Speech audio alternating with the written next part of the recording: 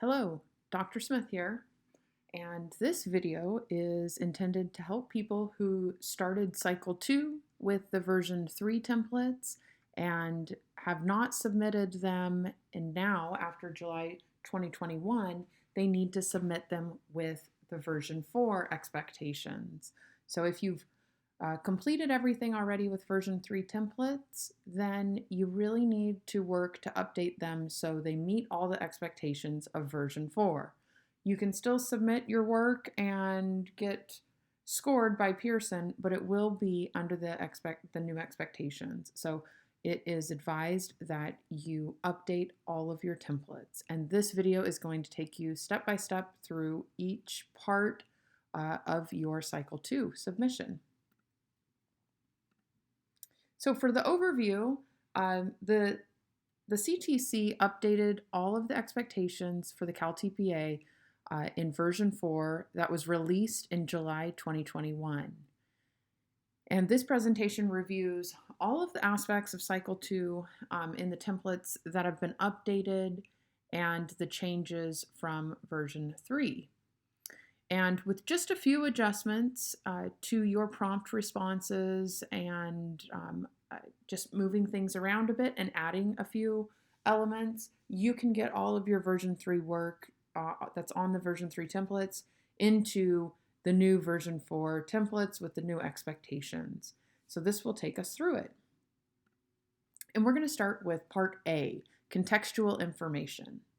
The age of the students was added. A classroom setting is now referred to as instructional setting and includes online synchronous. There's also an option now to include a note if IEP 504 GATE goals or plans are not applicable because of the age. And this is mostly seen in the younger grades, TK through 3, where you don't have everything documented yet. Part B, learning segment template. A prompt was added for each lesson within the learning segment, why you chose particular resources and materials to support learning and language demands. So you're going to want to add some writing for that. And perhaps you already wrote to that. You'll just want to move that around.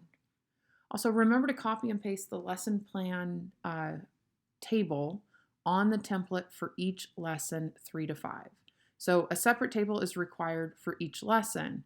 Do not combine everything in the one table provided. So it only provides one lesson. So you know that a learning segment is 3 to 5 lessons. So all you're doing is copying and pasting that table for either the 3, 4, or 5 lessons you're going to have in your learning segment.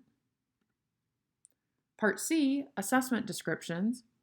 Under informal assessments, a corresponding rubric for an informal assessment is not required now in version 4. So if you completed that for version 3, you can just delete the rubric. You don't need it.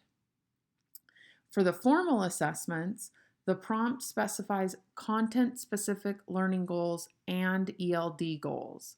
So you want to make sure you have both of those included. Prompt number 7 is reworded with a new focus. So you'll want to adjust whatever you've written. It states, if you provide instructional adaptations for students during the formal assessment, explain why. Moving to Part D, description or blank copy of the informal assessment. Notice no rubric for that. That's the only change. You can keep the same informal assessment, just take out that rubric. Part E, description or blank copies of both the student self-assessment and corresponding rubric, no changes there. Part F, description or blank copies of both the formal assessment and corresponding rubric, no changes there either. Part G, annotated video clips. Annotation title has been slightly reworded. It's assessing student learning and use of age and or developmentally appropriate higher order thinking skills. So you will want to reword or add to whatever you have written for version 3 to make sure that you are fully uh, speaking or writing to the annotation title as it is now in version 4. Part H, analysis of informal and student self-assessment.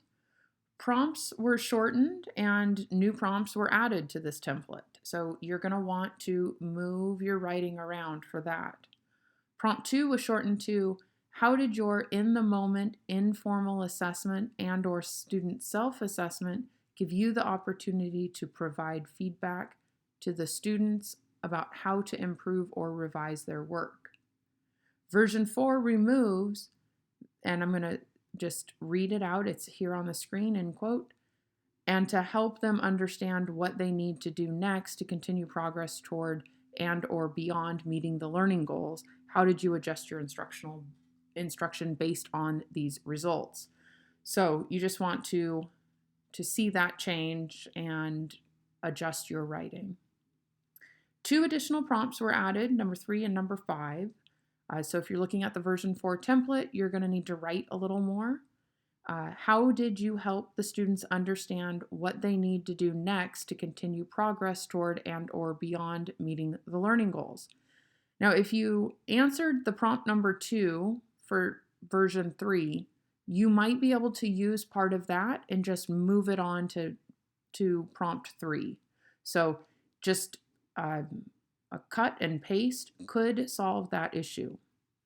Number 5, how did the students' use of educational technology, digital, virtual tools, and resources provide opportunities for them to enhance, improve, and or demonstrate the learning goals?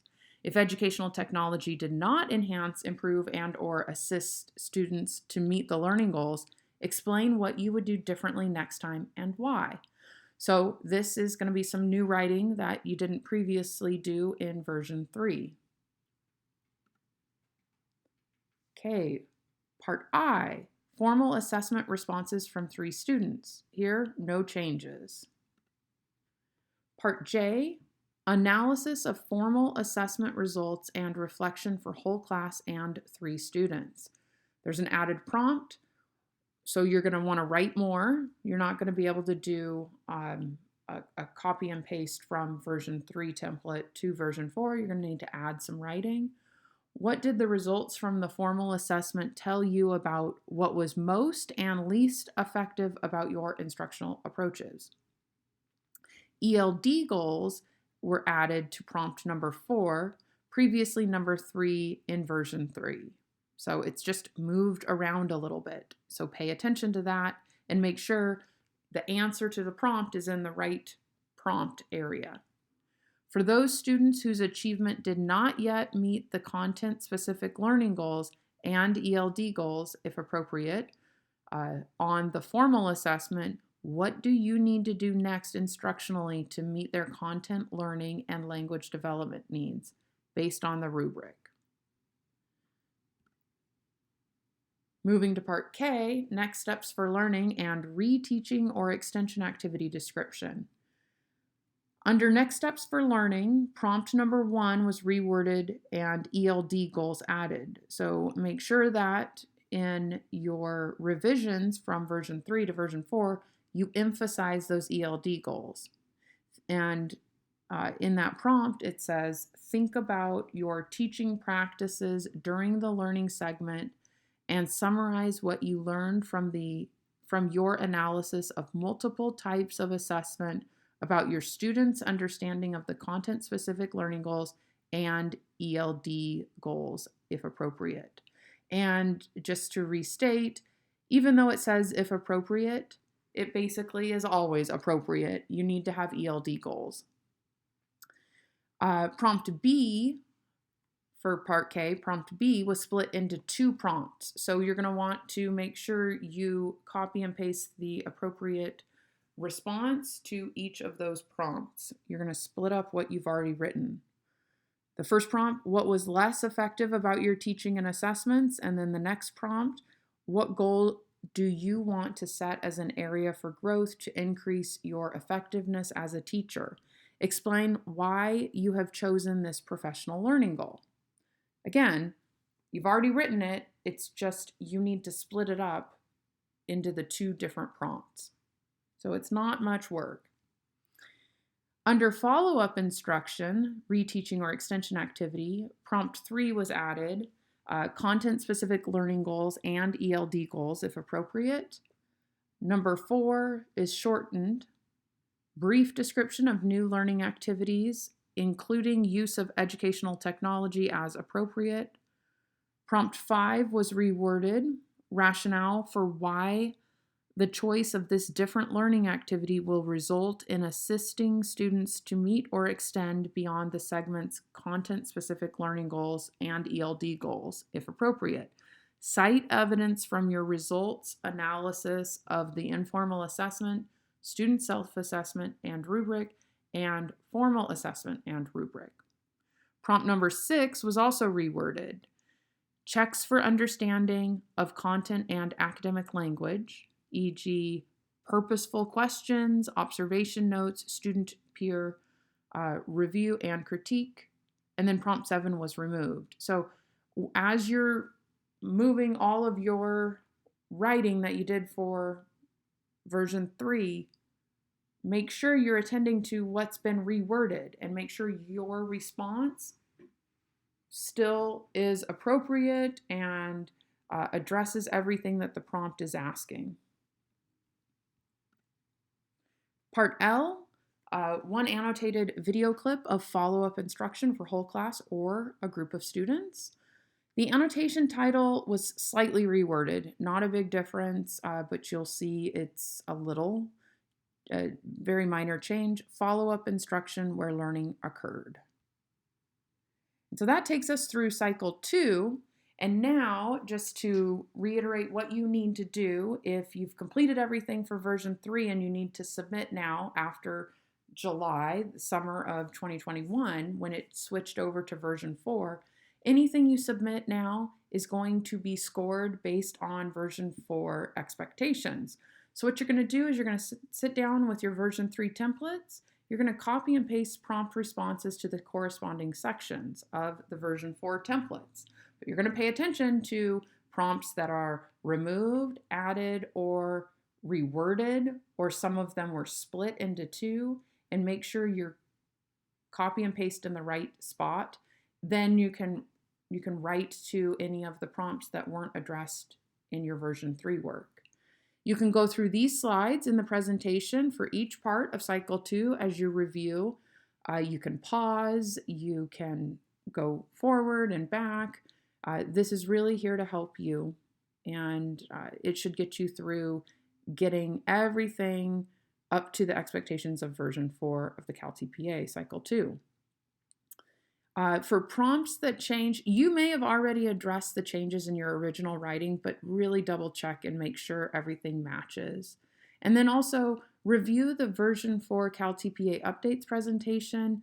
That goes through all the changes for the assessment guide rubrics, which you are scored based on those rubrics, and it goes through the changes that were made for version 4. So if you go through everything, use these resources, you should be fine. Just some minor changes to get it ready to submit to Pearson.